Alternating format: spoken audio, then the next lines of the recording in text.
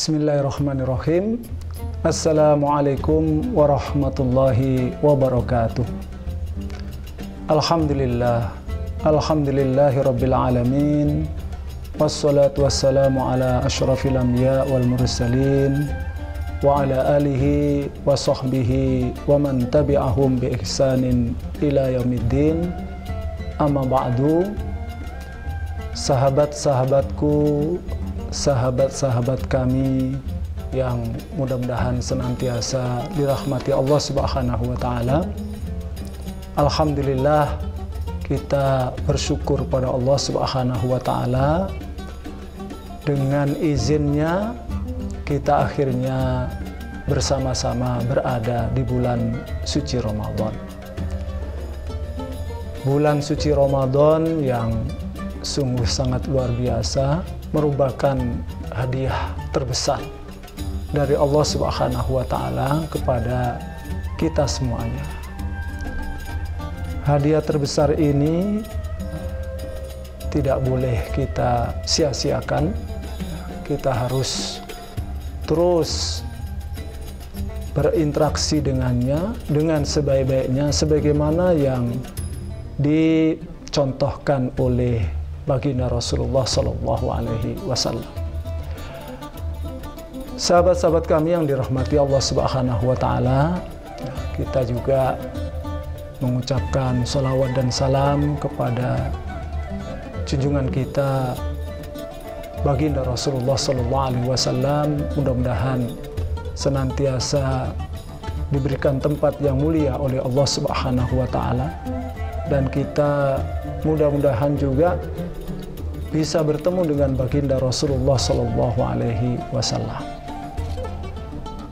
Pada kesempatan yang ringkas ini, saya ingin bersama-sama panjenengan semuanya mengulang kembali, mengupas kembali secara ringkas tentang fadilah, keutamaan daripada bulan suci Ramadan.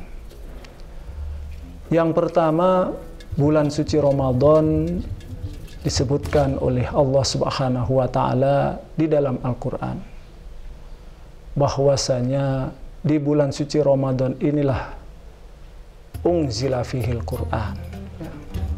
Syahrul Ramadan alladzi unzila fihil Qur'an. Bulan yang diturunkan di dalamnya Al-Qur'an.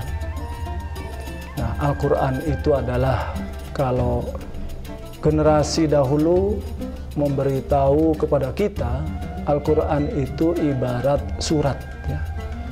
Risalah. Risalah itu kalau dalam bahasa kita itu ya surat, ya. Surat yang datangnya dari yang menciptakan kita, kepada kita, kepada manusia, kepada makhluk yang dipilih oleh Allah Subhanahu wa taala. Nah, dan Al-Quran ini diturunkan oleh Allah Subhanahu wa taala di bulan suci Ramadan, sehingga kemuliaan daripada bulan suci Ramadan sangat identik dengan Al-Quran ini. Oleh karena itu, kita selalu mengingat bahwasanya bulan suci Ramadan ini sangat identik dengan Syahrul Quran, bulan Al-Quran. Dan kita insya Allah selama 1 bulan penuh bertekad untuk berinteraksi dengan Al-Quran, tilawatan, membacanya, kemudian memahaminya, dan berusaha untuk mengamalkan dalam kehidupan kita sehari-hari. Ini yang pertama. Yang kedua, bahwasanya di dalam bulan suci Ramadan inilah di siang harinya Allah Subhanahu wa taala mewajibkan kita berpuasa. Ya ayyuhalladzina amanu kutiba alaikumusiyam kama kutiba alal ladzina min qablikum la'allakum tattaqun. Kalau puasa Senin Kemis ya seminggu 2 kali. Kalau puasa Ayyamul Bid sebulan 3 kali. Nah, bulan suci Ramadan ini 1 bulan penuh, ya. Bisa 29 hari, bisa 30 hari kita diwajibkan untuk berpuasa. Dan puasa manfaatnya sungguh sangat banyak. Nah, inilah adanya hanya di bulan suci Ramadan. Allah pilih bulan Ramadan untuk dijadikan siang harinya kita berpuasa. Yang puasanya adalah lillahi ta'ala dalam rangka untuk meraih ketakwaan. Yang ketiga, bahwasanya malam hari di bulan suci Ramadan ini Allah syariatkan untuk kita semuanya qiyamul lail, salat malam yang diartikan oleh para ulama fikih sebagai salat tarawih, ya. Salat tarawih yang jumlah rakaatnya paling tidak yang kita lakukan, ya, dengan witirnya 11 rakaat ataupun lebih daripada itu, 20 ataupun 23 rakaat, ya, dengan witirnya sekalian. Nah, tentu di sini, ya, tidak biasanya kita di bulan-bulan lain barangkali melakukan qiyamul lail.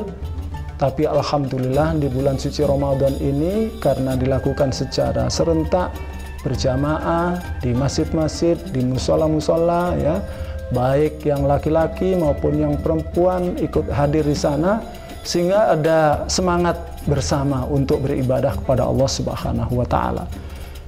Adanya hanya di bulan suci Ramadan, dan Allah pilihkan, ya, ini di bulan suci Ramadan. Kemudian yang keempat, ya, keutamaan daripada bulan suci Ramadan ini ada di 10 hari yang terakhir yang disebut dengan Lailatul Qadar, ya. Khairun min alfi syahr, yang nilainya lebih baik daripada 1000 bulan. Satu malam kalau kita gunakan untuk beribadah kepada Allah, baik, ya, kalau ibu-ibu yang sedang berhalangan karena haid ataupun yang lainnya, nah itu bisa dengan ibadah yang lain, berzikir kepada Allah bil lisan, ya, baca subhanallah walhamdulillah wala ilaha illallah wallahu akbar, atau mengulang-ulang doa yang diajarkan oleh Rasulullah kepada Ibunda Aisyah, Allahumma innaka afuwun tuhibbul afwa fa'fu anna, dan lain sebagainya, ya. Ibadah-ibadah lisan yang tidak ada kaitannya dengan sholat malam, ya, itu bisa dilakukan.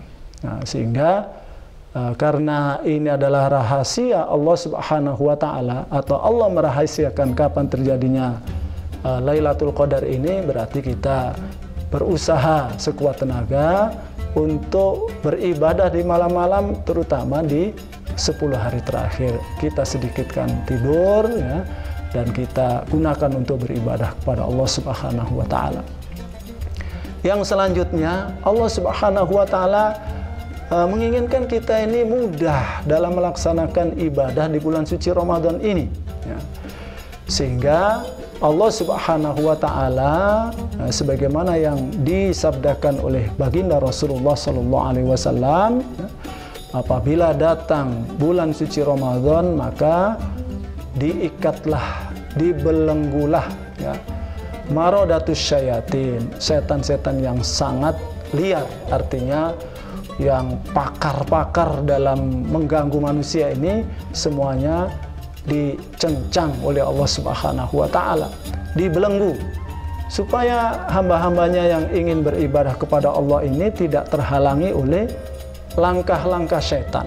Ini sudah luar biasa. Allah berikan kepada kita 1 bulan yang sangat mulia.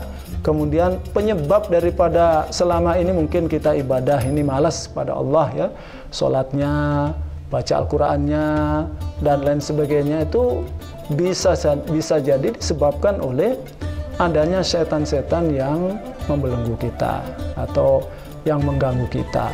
Nah, di bulan suci Ramadan ini setan-setan itu telah diikat oleh Allah Subhanahu wa Ta'ala. Ini luar biasa, sehingga aneh juga, ya, kalau seandainya setan sudah diikat tapi kita masih liar, ya, maksudnya dalam tanda kutip, ya, kita masih melakukan berbagai macam maksiat kepada Allah Subhanahu wa Ta'ala. Ini berarti ada faktor dalaman kita ya, internal kita, hati kita yang kotornya luar biasa gitu ya. Nah, sehingga kita harus berusaha untuk membersihkannya, dan kesempatan untuk membersihkan secara kontinu cukup lama waktunya yang di bulan suci Ramadan ini ya. Kalau di bulan-bulan lain mungkin hanya sebentar kita bersihkan kotor lagi, sebentar kita bersihkan kotor lagi, tapi di bulan suci Ramadan ini siangnya kita puasa, malamnya kita gunakan untuk qiyamul lail. Ini kan dalam rangka untuk tazkiyatun nafsi ya, mensucikan jiwa kita dalam waktu yang cukup lama, sehingga wajar kalau seandainya Rasulullah SAW kemudian mengatakan seseorang yang benar-benar ya memanfaatkan bulan suci Ramadan, baik itu sholatnya, baik itu puasanya, baik itu ibadah-ibadah yang lain lillahi ta'ala, maka di akhir daripada bulan suci Ramadan nanti ini sudah diampuni dosa-dosanya, seperti seorang bayi yang baru dilahirkan oleh ibunya. Nah, kemudian juga Allah Subhanahu wa Ta'ala untuk memberikan motivasi kepada kita ya, Allah Subhanahu wa Ta'ala sebagaimana disebutkan oleh baginda Rasulullah sallallahu alaihi wasallam, bahwasanya di bulan suci Ramadan ini tuftahu abwabul jannah ya, pintu-pintu surga itu dibuka ya. Artinya kalau kita datang ke satu rumah, pintunya dikunci kan susah masuknya ya. Ini pintu sudah dibuka, tinggal bleng-bleng gitu masuk saja ya. Nah, jadi mudah untuk masuk ke surga di bulan suci Ramadan ini. Nah, dengan ibadah yang mungkin kecil, tetapi kita lakukan di bulan suci Ramadan ini, pahalanya bisa berlipat-lipat ganda. Ya, salah satu contoh misalnya, kita memberikan iftar, ya, buka puasa walaupun seteguk air ataupun sebutir kurma kepada saudara-saudara kita yang sedang puasa. Pahala itulah diberikan kepada kita tanpa mengurangi pahala yang berpuasa.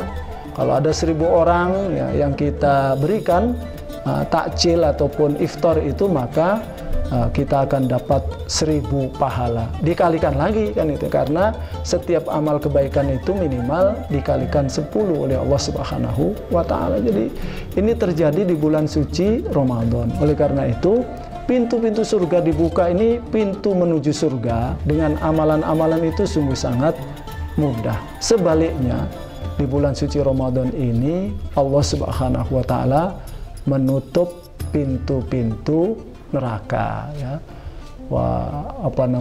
Pintu neraka ini artinya tadi ya, kalau kita mau masuk rumah pintunya ditutup kan akhirnya nggak jadi masuk ya, apalagi kalau dikunci rapat-rapat ya. Nah, pintu-pintu neraka ini ditutup. Ini benar-benar surga dan neraka itu memang ada, sudah diciptakan oleh Allah Subhanahu wa Ta'ala ya. Sekali dibuka, sekali ditutup. Nah, neraka juga begitu ya. Di bulan suci Ramadan ini pintu-pintu neraka ditutup oleh Allah Subhanahu wa Ta'ala. Nah, sehingga kita ini susah sebenarnya di bulan suci Ramadan kok melakukan perbuatan-perbuatan yang menyebabkan kita ini masuk ke dalam neraka, padahal pintunya itu ditutup oleh Allah Subhanahu wa Ta'ala. Oleh karena itu, berdasarkan kepada pemaparan yang singkat tadi itu berkaitan dengan fadilah keutamaan di bulan suci Ramadan ini atau keutamaan bulan Ramadan ini, marilah ya kita sambut ya. Kalau ini merupakan hadiah, kita sambut dengan penuh kegembiraan ya, hadiah dari Allah Subhanahu wa Ta'ala. Kalau kita anggap ini sebagai tamu, maka kita anggap ini adalah tamu yang sangat agung yang datang kepada kita. Maka kita muliakan ya, kita layani Ramadan ini dengan sebaik-baiknya, yaitu dengan amal-amal ibadah yang disyariatkan oleh Allah dan oleh Rasul-Nya. Demikian sahabat-sahabat kami yang dirahmati Allah Subhanahu wa Ta'ala, sedikit pemaparan berkaitan dengan fadilah bulan Ramadan. Aku qouli hadza wa astaghfirullahal adzim li wa lakum. Assalamualaikum warahmatullahi wabarakatuh.